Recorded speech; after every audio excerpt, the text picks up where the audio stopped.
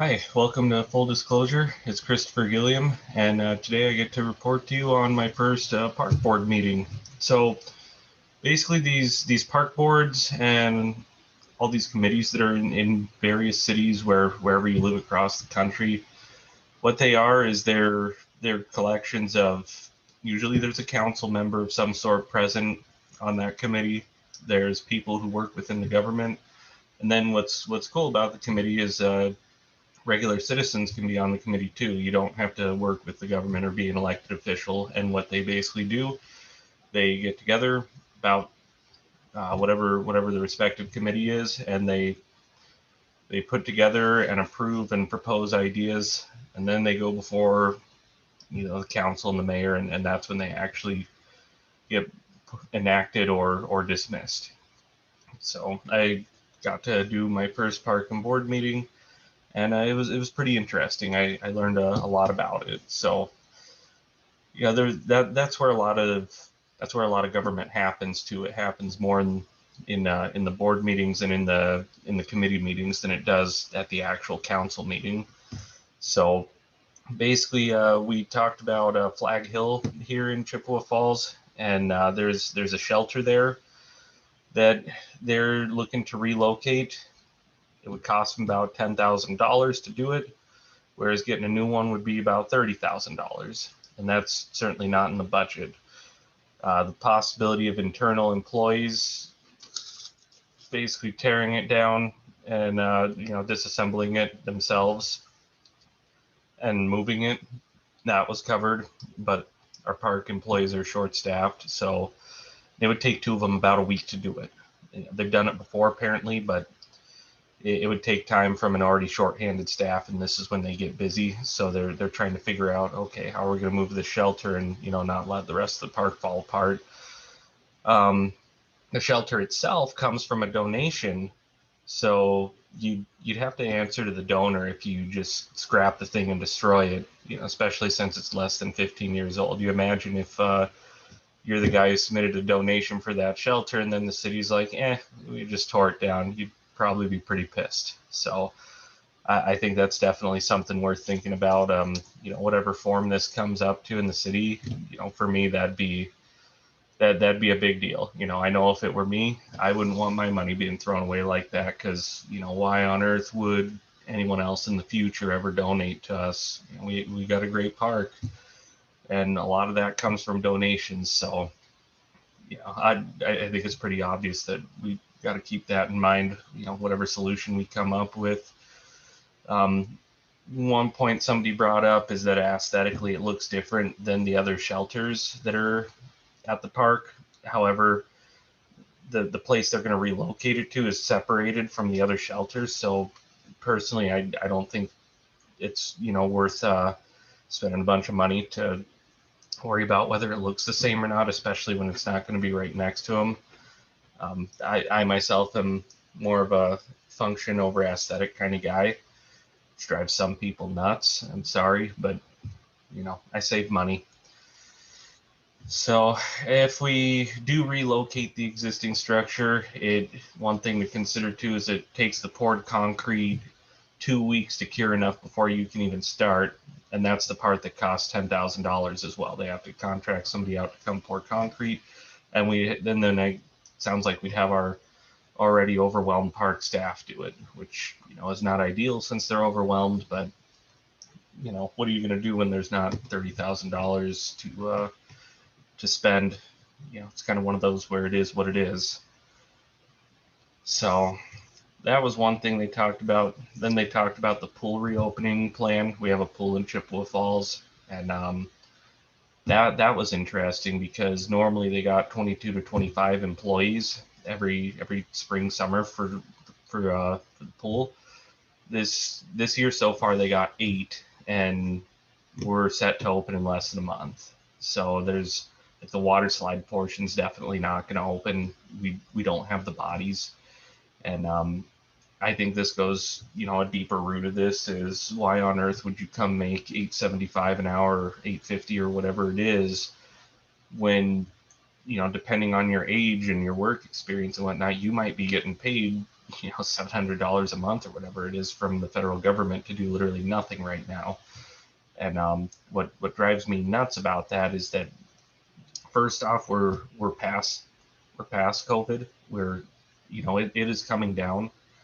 Um, and I posted a couple of graphs on my Facebook. In fact, I'll link those at the bottom of the YouTube video here, basically showing that this not only are vaccinations up.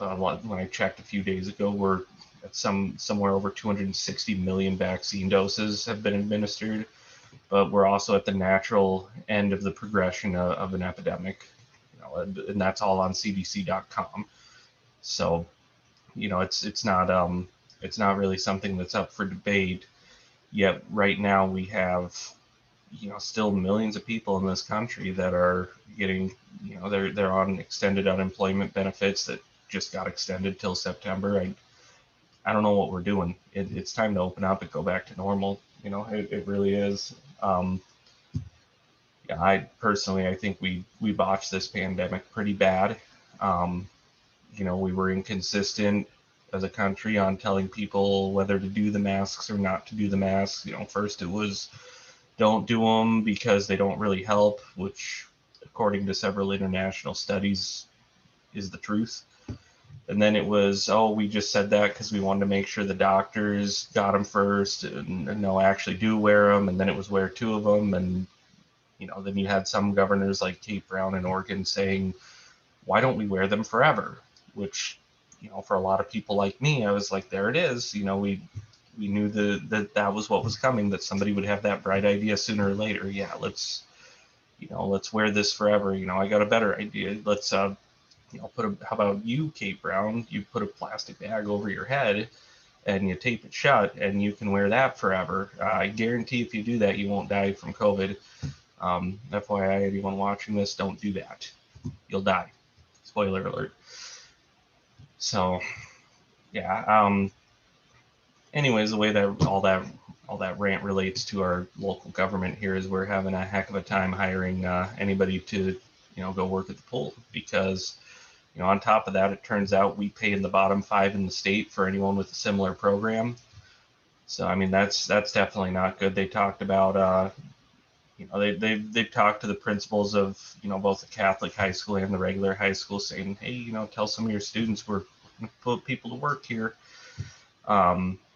We've talked to athletic directors, we've advertised on social media, and, it's people just aren't reaching out.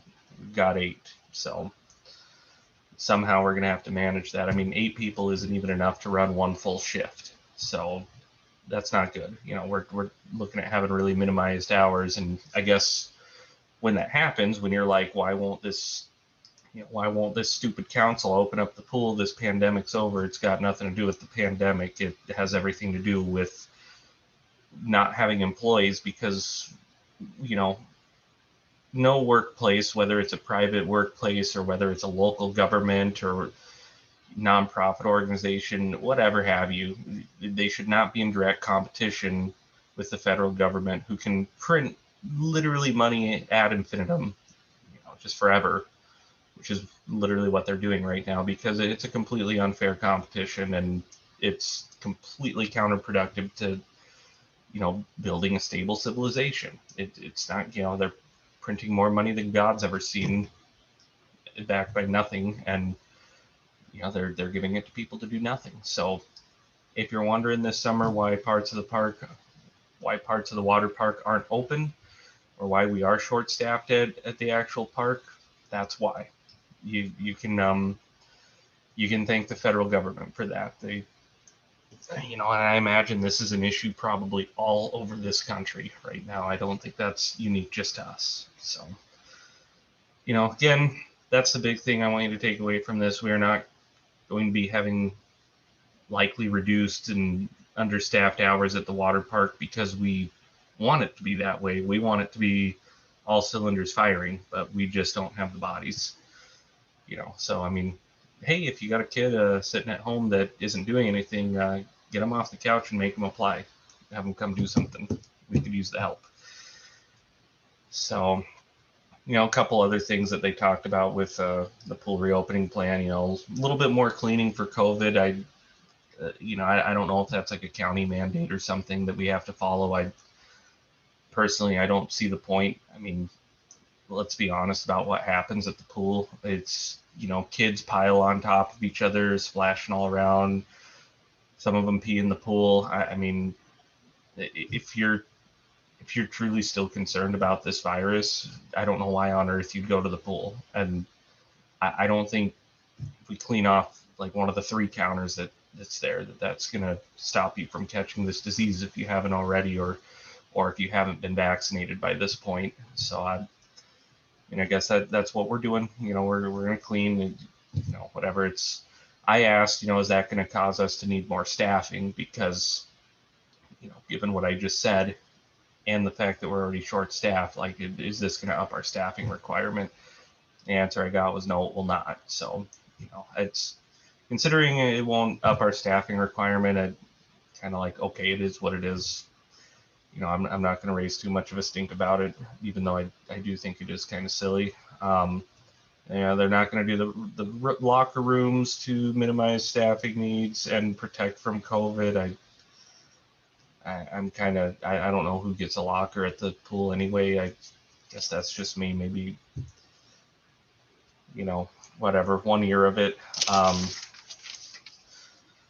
And then we talked about the slide, because the slide there, and I mean, that thing, it looks old, and they're saying it has spider web fiberglass cracks in it.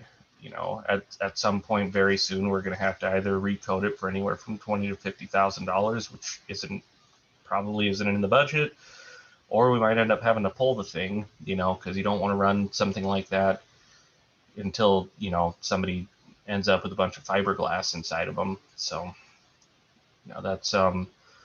that's something we were kind of talking about, and maybe there's going to have to be, sort of a notice that goes out around town or something, like, hey, the water slide, we're going to end up losing it because we don't have the money.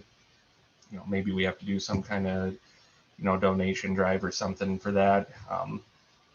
We're not going to even be able to have it open this year anyway because of the staffing shortage. So really, it's something to think about next year. But if anybody's listening to this that likes the water slide, that's definitely something to keep in mind. Keep that in the back of your mind. Share that with people. We might be looking to do some sort of donation to be able to save that or replace it, do something with it. So let's see, there'll be a proposal to trim staffing to bring up wages. Will be brought to the city council. Waiting to hear more details on that, what that exactly means. That's what that is, a trim staffing for what's needed for the pool employees. We need a minimum of 13 employees, but nobody would have a day off if we did it that way. So we gotta look at maybe not running lessons, stuff like that. And because a lot of these people are kids, we got to make sure the maximum legal hours aren't passed that they're working. And that's kind of an aside on that. Personally, I'm somebody that, if I were bigger than local government, I think one of the worst things we do in this country is not let people under 18 work. I think there's some states and some places where if you're 14 years old, you can only work for 4 hours a week, which, to me is insane and pointless. One of the arguments I make for this is, first of all, if you're 18 years old and you've already got 4 or 5 years of work experience under your belt, you are way more employable and you're worth way more money per hour than somebody who just got out of school.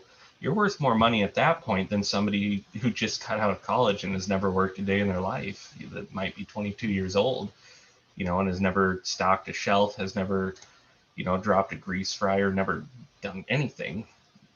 I mean, if I'm running a company here and I've got an application from a kid who's 19, 6 years work experience, understands what it's like to be in the workforce versus someone who, well, I got a degree and I think I can manage your store, but I've never actually worked before.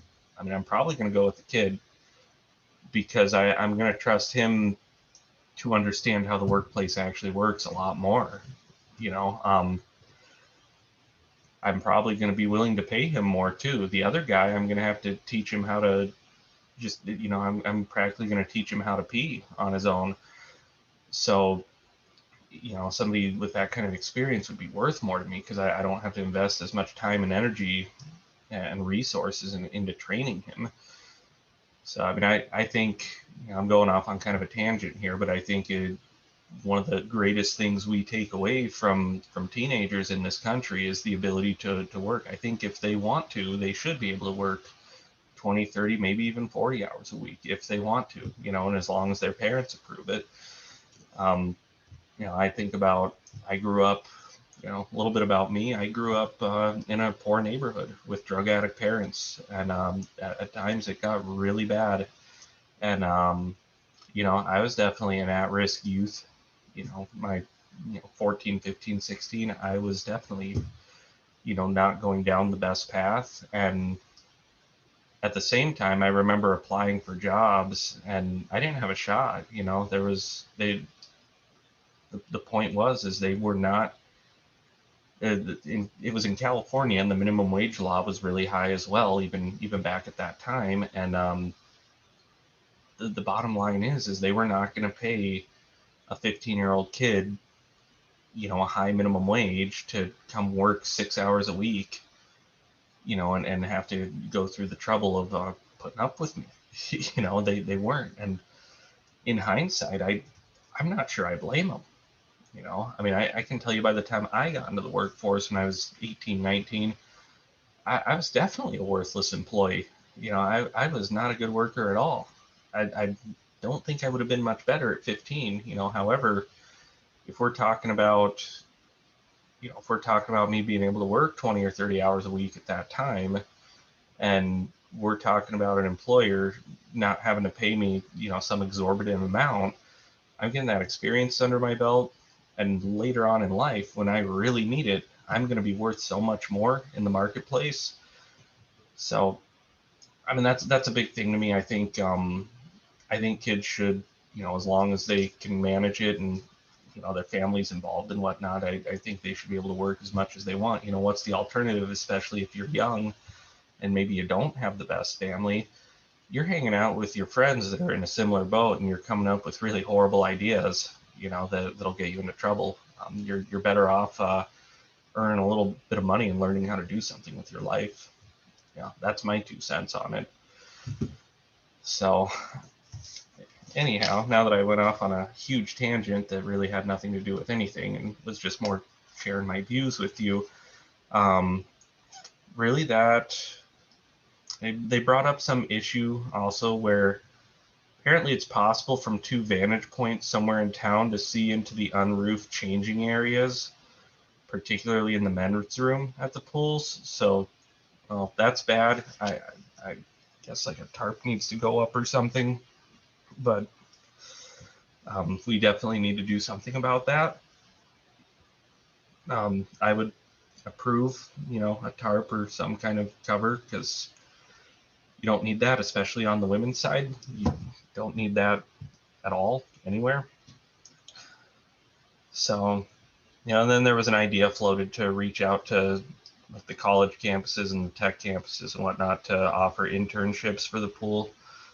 Some sort of, dressed up resume. And then they brought up the Irvine Park Welcome Center. They're working on getting a canoe to the Welcome Center. They ordered some chairs, rugs, signs, etc. for animal exhibits.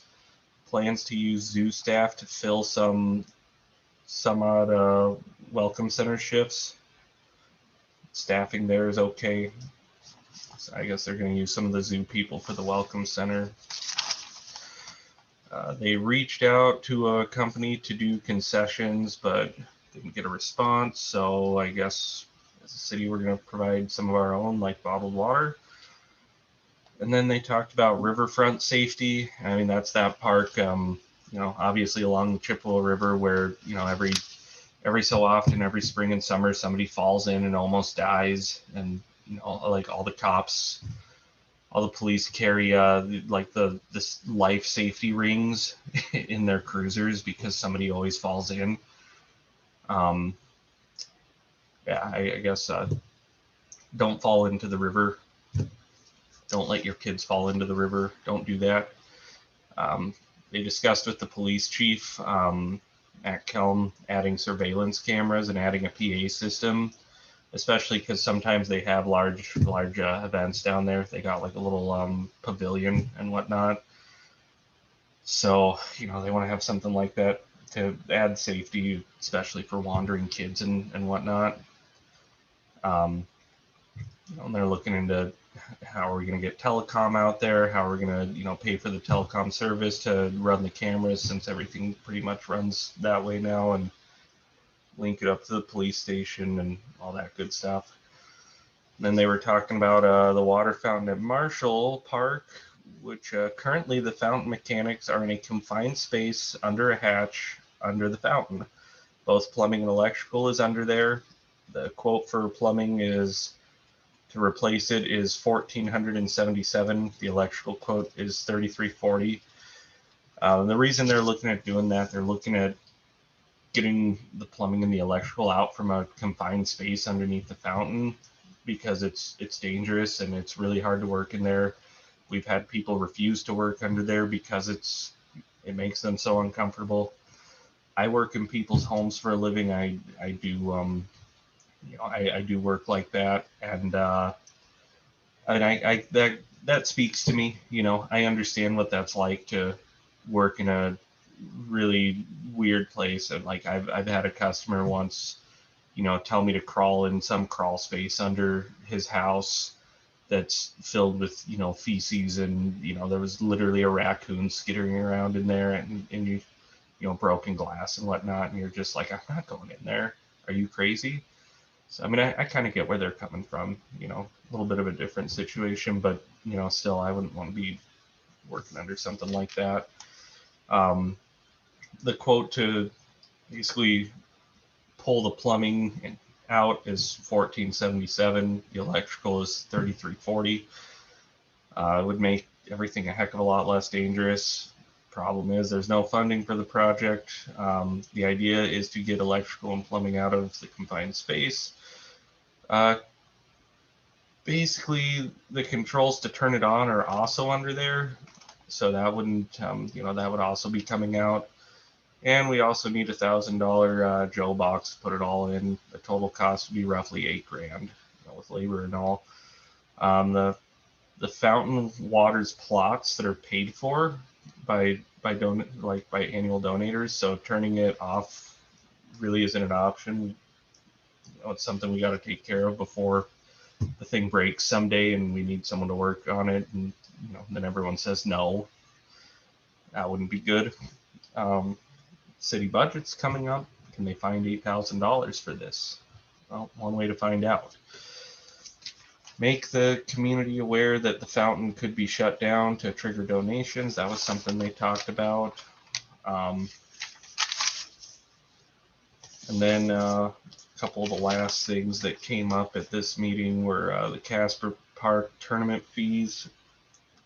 They were talking about $16.25 for labor in these 4 fields. The concessions here supposedly get less of a cut than other cities, so we have a hard time with getting concession providers here. So that was something that came up. Maybe we have to look at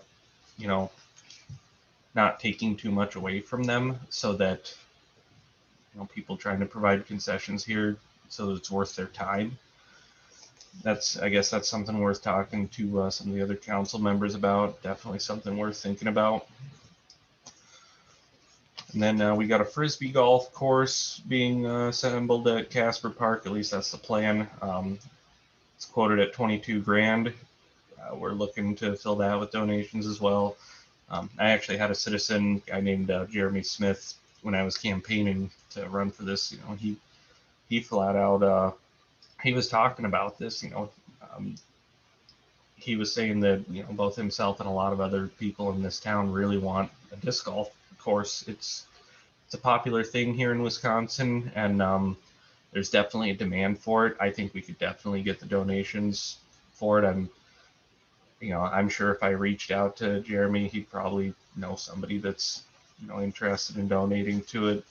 And I haven't really touched base with him since then. I'm sure he'll be excited to find out that that's something we are actually doing.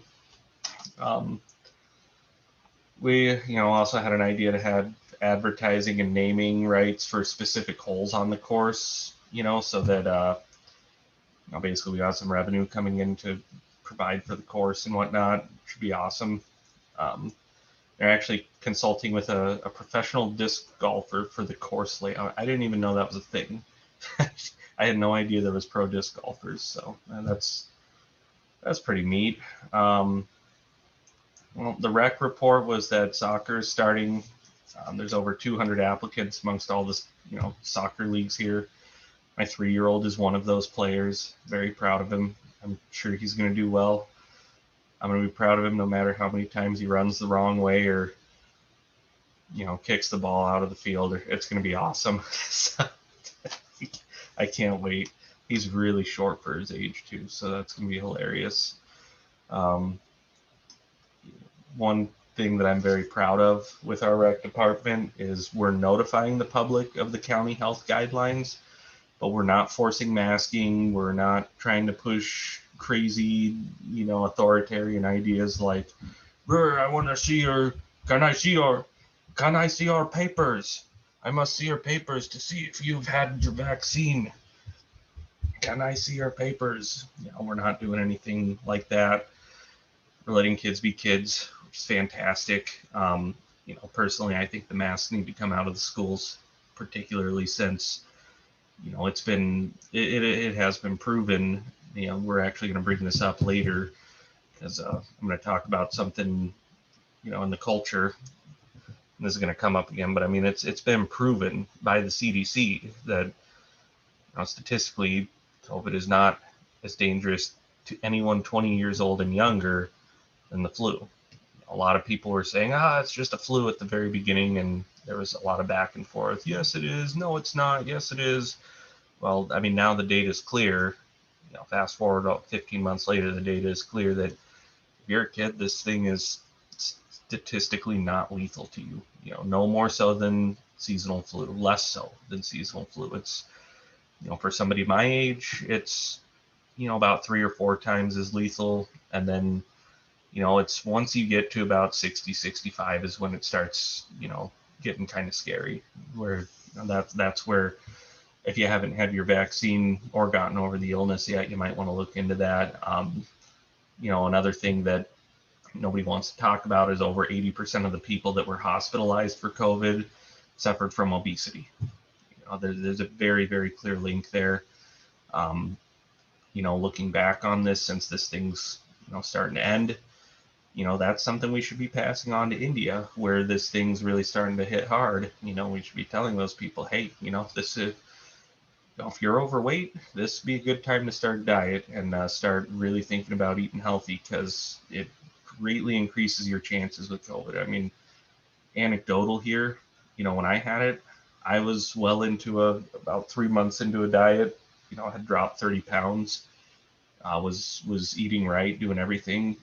I've had common colds that hit me worse than COVID did, but I was eating right. I was healthy. I was not overweight. In contrast, one of my best friends growing up, 2 of them actually, now that I think about it, one down in Tennessee and another one, over in Nevada, they both, they both kind of let themselves go. They both been saying they need to hit the gym again. They got COVID and it hurt them really bad. It walloped them. Worst illnesses they've ever had in their lives. So I mean, well, and what's the common denominator there? Both of them. They used to both be pretty fit, and now they're both overweight. And it's, even they themselves are saying, like, I wish I hadn't let myself go, because I mean, this is not good. It is not worth feeling like this. this. I mean, you had a lot of people in this country. I have another friend in Michigan who, he works out every day, very healthy, very on top of a very positive mindset, and he was like me. He knew exactly when he had it, and I mean, in his case, he was like, I could have kept going to work. you know, he he had no issues with it, but it all comes down to that. So I think, well, in hindsight, I think what we could have done better in this pandemic is we could have been honest with people about how important it is to be healthy, and to really watch what you put to your body, especially when something like this is going around. It's not the first time there's been a disease that you know went around the world. It's not going to be the last. It'll happen again at some point, and I think having those discussions is a lot more meaningful than pretending that putting a dirty piece of cloth on your face that multiple international studies have said that doesn't do anything for you. I mean, the Denmark study that came out, the people who wore the mask, they got there was a 0.3% difference in infectivity between them and the group that didn't wear a mask. I mean, there was hardly any difference. It's a different circumstance, obviously, if you're sick and you have to go around. My argument to that has always been like, well, if you know you have COVID, you probably shouldn't go to the store. You should probably lean on family and friends to help you with that instead of wearing a mask. Um, as far as asymptomatic spread goes, to my knowledge, I never found anything on cdc.gov that confirmed that asymptomatic transmission is a thing. Granted, this thing does spread at over 3 times the rate of the flu. That I found on cdc.gov as well a long, long time ago. But I guess my whole point here is I'm glad to see that our city is on the side of the actual verifiable science, and that we are allowing our citizens to get back to normal life and not trying to establish draconian laws like in some other parts of the country that are just geez, you had the governor of Oregon, she recently tried to pass a permanent mask mandate. I mean, that's wild. Let's just wear this for all time. And that's crazy. And I mean, what if somebody doesn't? You want to end somebody's life, lock them up? They don't wear a piece of cloth on their head? And that's crazy.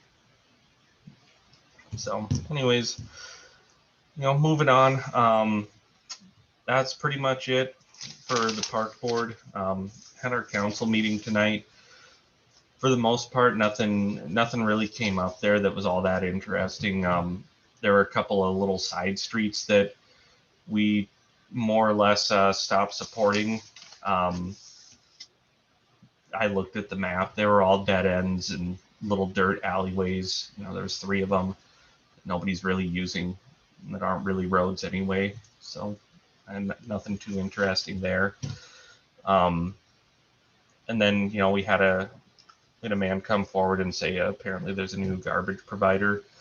I guess when Advanced and what was the other one, Waste Management, merged, I guess they were too big and had to sell off some of their routes. So now there's another. I guess there's another trash company. What were they called? They were called GFL Environmental Services. So more competition. I think that's always a good thing with any business.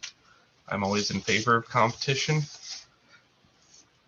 I'm very glad that when we had the referendum recently to talk about the possibility of going to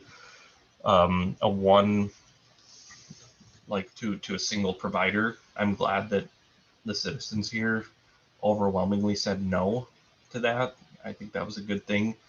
I think prices, maybe not right away during the initial bid, but I bet you anything, eventually prices go up, because, and if they don't, I don't think you want government setting and controlling the price on things. I think you want the market doing it. I think that's just every time the government gets their hands in with price controls, bad things happen. Um, I suppose that's a good time to segue into. I've been reading I've been reading some Thomas Sowell. He's his whole life has been spent on economics. I've been reading his book on applied economics, which is fun. It basically takes a lot of his prior books on specific economic points, sort of ties them together, and talks about what the actual application of them looks like. So, I mean, if you're kind of looking at it from a devil's advocate perspective, where you're looking to challenge everything he says, this one's probably not the right book. You would want some of his other books for that, where he's a lot more specific and has citations and whatnot. This one's about unifying what he's talked about, in previous discussions, and kind of putting it under one umbrella, if that makes any sense. But one of the things that I wanted to talk about with that, I think it's a really good book, but he has a whole section on the economics of zoning laws and building restrictions, and this was very near and dear to my heart because he used California a lot as an example. And I mean, that's where I'm from. That's my birthplace, and I can tell you everything you ever heard about how expensive it is out there is true. And it's gotten so out of control that, I mean, if you're a regular guy, if you're not already in the top 1% of incomes in this country, forget about moving from wherever to there. It's not going to happen. I mean, there's 2-bedroom duplexes in some places there that sell for over $1 million, and that's outrageous. And I mean, you have to ask yourself, why does that happen? Why does that happen when in a city like Chippewa, if you look hard enough, you can find a 2-bedroom apartment for somewhere between $500 and $600 a month, or you can buy a house. I mean, housing prices are starting to go up, but you can get a house in Chippewa for under $200,000, very easily. I mean, when we bought, it was only about $150,000, and we were, up by the elementary school. That's not bad. I mean, our house that we have now, if I were trying to sell this thing or buy it in California, in a crappy part of California, this place would probably be $500,000 minimum. And I mean, have you ever wondered why that happens? The reason that happens is because it's basically because of zoning laws and building restrictions. So the more building restrictions there are, the more zoning laws you have, the more artificially scarce the actual land everything is on becomes, because there's less and less and less you can do with it, and that naturally inflates the price of said land. So, I mean, when you look at San Francisco, and I mean, this is back in 2009, for God's sake, you're looking at a quarter-acre plot is $275,000. In some parts, with nothing on it. And that was 12 years ago. I don't even know how much it would cost now. And I mean, that's more than my whole house, on hardly any land at all, and all the houses there crammed together, like sardines. It's terrible. But what causes that is, unbelievably harsh building restrictions and zoning laws. And part of why that caught my interest is because, I mean, that topic could come up for me in my tenure here. That is something could come forward someday that, I have to be aware of this stuff, because it can affect everybody very, very, very badly, and I mean, it can affect you generations down the road. You have people that basically moved out of the San Francisco Bay Area because of skyrocketing land prices. And the reason it happened is because zoning and building restrictions there's more there in that state than anywhere else in the country, and particularly San Francisco. Well, what happened is, not surprisingly, all the people that don't have a lot of money, they fled, they moved out east, they moved into the valley, they they moved out, and then you have the people in San Francisco turn around, and a high disparity of those people were minorities, people of color, and then after it happened, you have the citizens that were still going there, that were still living there, going, well, how come we don't have diversity? Well, because you literally priced them out. You made it impossible for them to live here. That's why. You did that with your zoning laws, with bad ideas. So what an example of what this might look like is there was one town, pardon me, I forget the name of it, but basically a affluent neighborhood, and there was a horse. I believe in the book he talked about there was a place that used to have horse races, and it didn't even run anymore.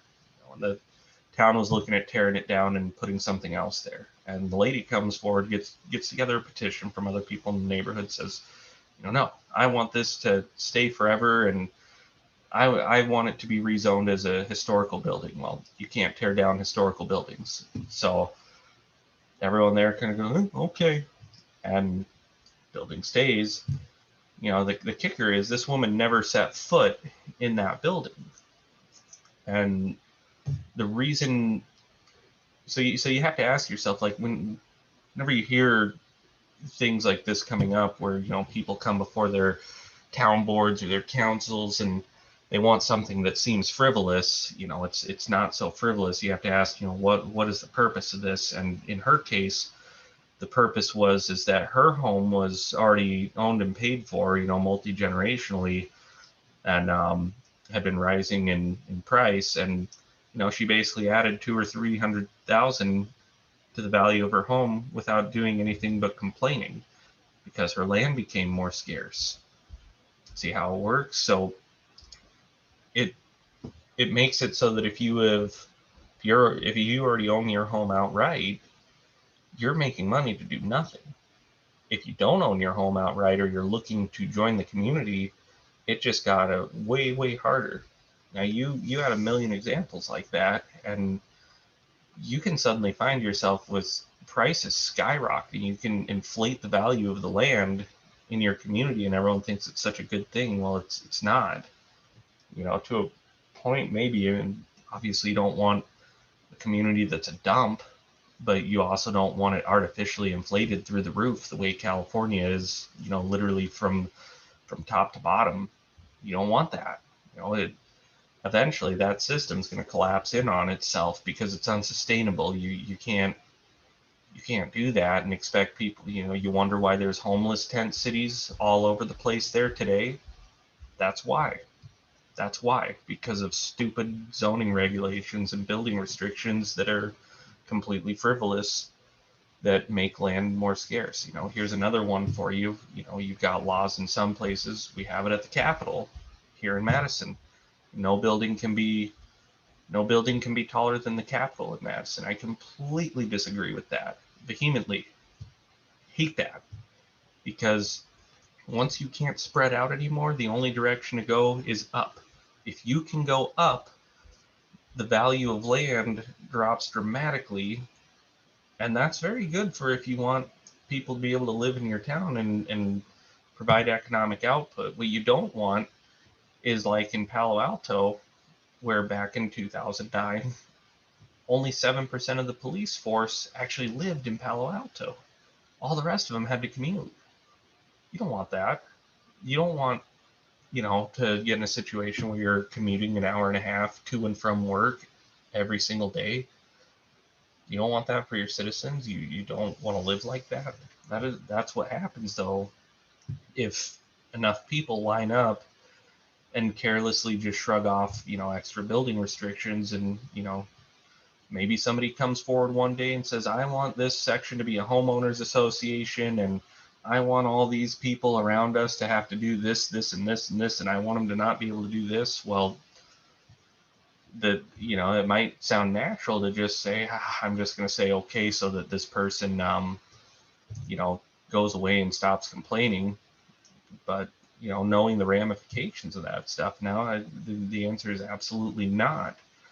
So, I mean, that's, I'm considering that stuff now. What I don't want is I don't want to ever have this place have its prices inflated to where, we can't grow anymore, especially since we are small,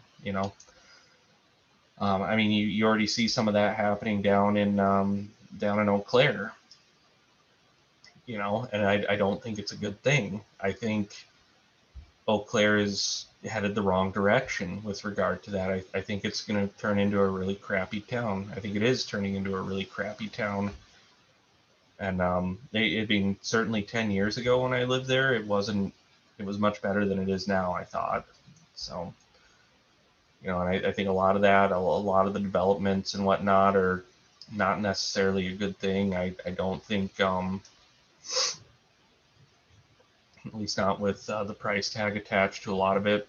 You definitely got to think about this stuff. And I mean, you look at like downtown 10 years ago, it definitely wasn't worth what it is now. And, you have to wonder for the people that live around there. If you think eventually that won't start affecting people up on Birch Street or, down west on Barstow, it will.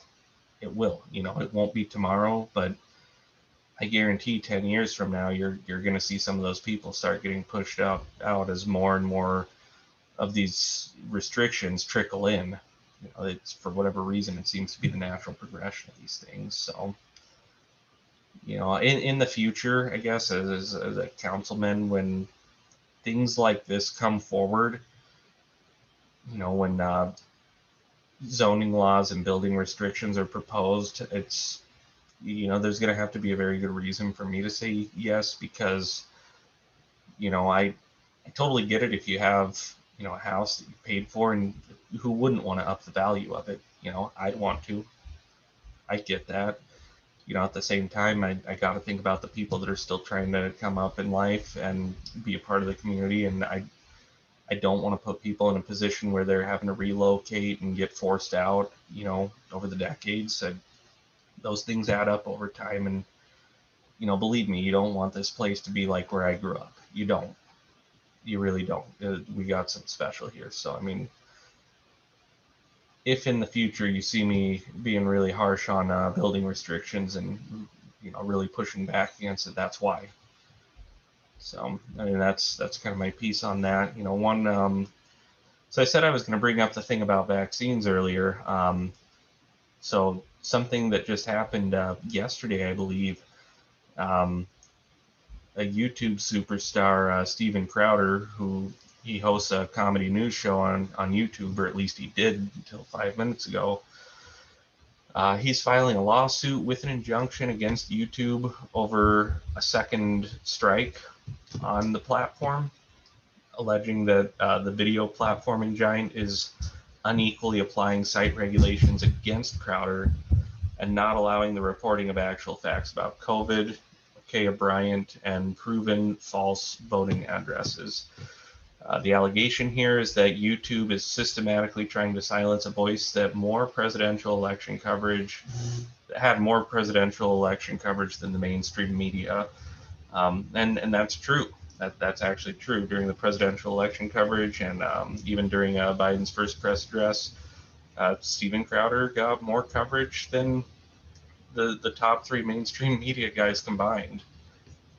He's just a guy on YouTube. I like him personally because he cites all his own sources, and I think if you're going to be a journalist or if you're going to be in media at all, I think that should be required. I think it's disgusting when some of these big media companies come out with these anonymous sources, and the actual journalist does some digging, and it turns out that one of their anchors was the source or something ridiculous. You're like, that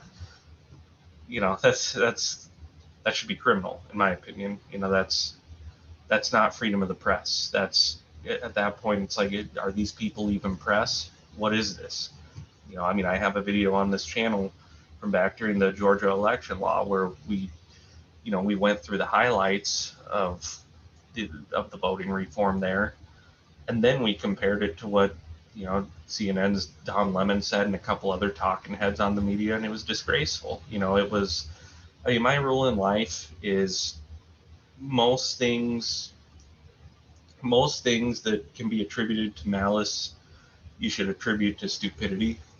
It's more likely that whatever somebody has done that's bad, it was out of stupidity or ignorance rather than malice. With the media, I grant an exception on that. I think it's more malice than stupidity with these people because, I mean, just in that example alone, it was outright lies. Now, how this all relates to Steven Crowder, him filing a lawsuit on this is big. I think he's the first guy to do that. We knew there was going to be a fight at some point between, big tech and one of the voices being systematically silenced ever since Trump was silenced. I don't think a sitting president should be allowed to be silenced, no matter who he is, and I don't think people trying to disseminate information should be silenced. Now, I mean, the allegation in the lawsuit is that basically Crowder was he got a strike for having a 1-year anniversary for 15 days to slow the spread. He got a strike most recently for this Ma'Khia Bryant video where he basically covered the fact that she was about to stab another girl. YouTube alleges that he was being cruel about the death of somebody else. I'm just going to come out and say it. I watched that episode, and that's not true. It's flat out not true. It never happened.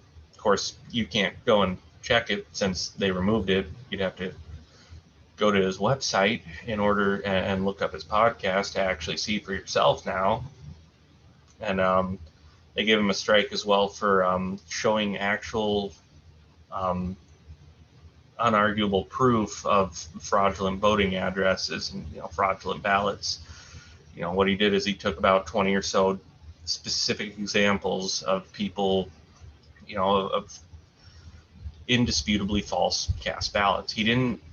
What he didn't do, he didn't come out and say the election was stolen or rigged or any of that stuff that YouTube has clear policies against. That wasn't what he did.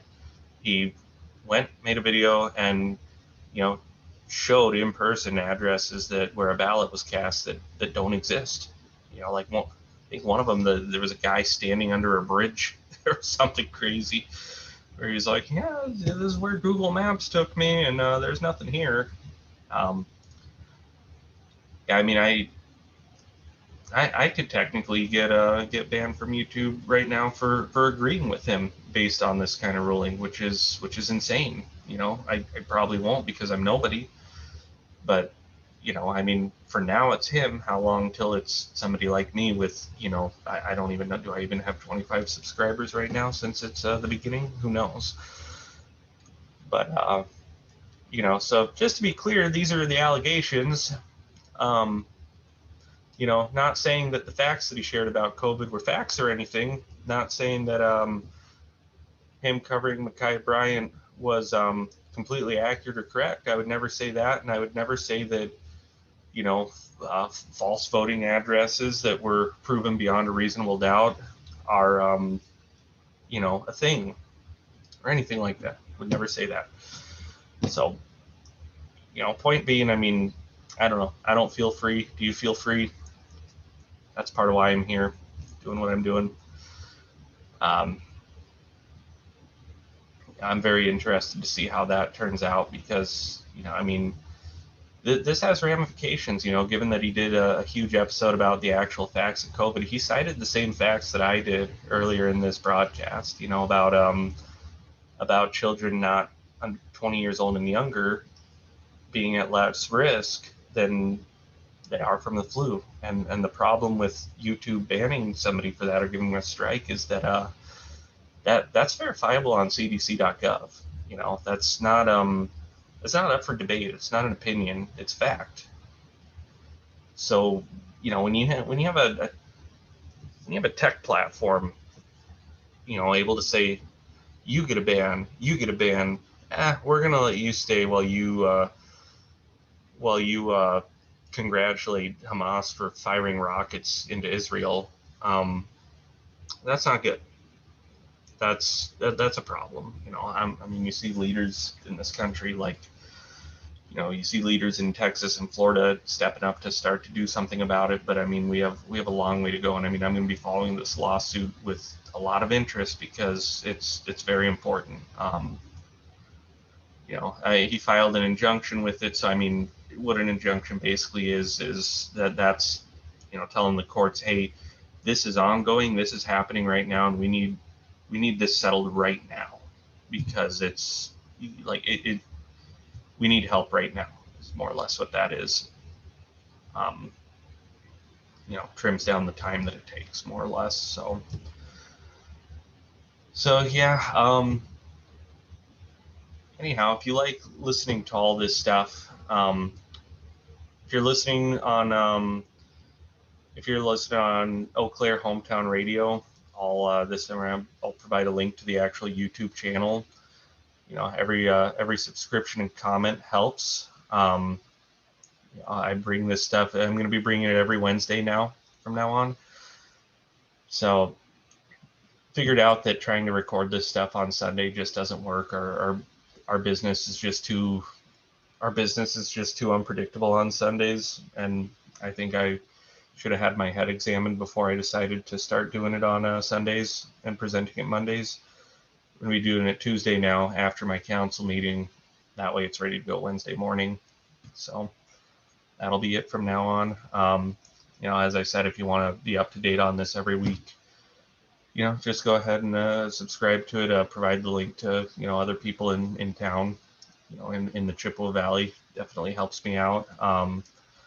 You know, and I want to see if this gains traction. I want to see if we can get people, you know, I want to see if we can do, you know, a more direct news source or where you can interact, you know, with your government officials more directly this way. You know, I'm hoping, you know, hey, who knows? Maybe someday this turns into a trend of some sort. Who knows? But I think it's a good way to, you know, for us, you know, both collectively as citizens and as members of government to fight back against the media. You know, I mean, doing this, if I do this on Zoom or something, if you know, if I have an important document or something that I'm legally allowed to share, I can share it real time right here, and you know, that really takes away the media's power. You know, say I was a state senator or a federal senator or something. You know, those guys get lit up all the time. You know, how big is it if you can report directly to, you know, tune in live? You know, 700,000 people are tuning in live to, you know, your state senator or something, and he's showing you what's actually in a bill, like the highlights, and you know what they're actually doing, instead of, you know, some activist with an agenda pretending he's a journalist, completely lying to you the way they did in the case of the Georgia episode that I covered when I covered that bill. You know, the way, I mean, we saw that real time. It was disgusting. You know, so I mean, anyone who's watched that video knows. You know, you should check that one out. I believe it was my fourth or fifth one. I mean, anybody who's seen that, you know, it's kind of undeniable at that point what our media does. You know, so all right, well, I'm gonna go drink some mead. So until next week, this has been Full Disclosure. Thank you for watching.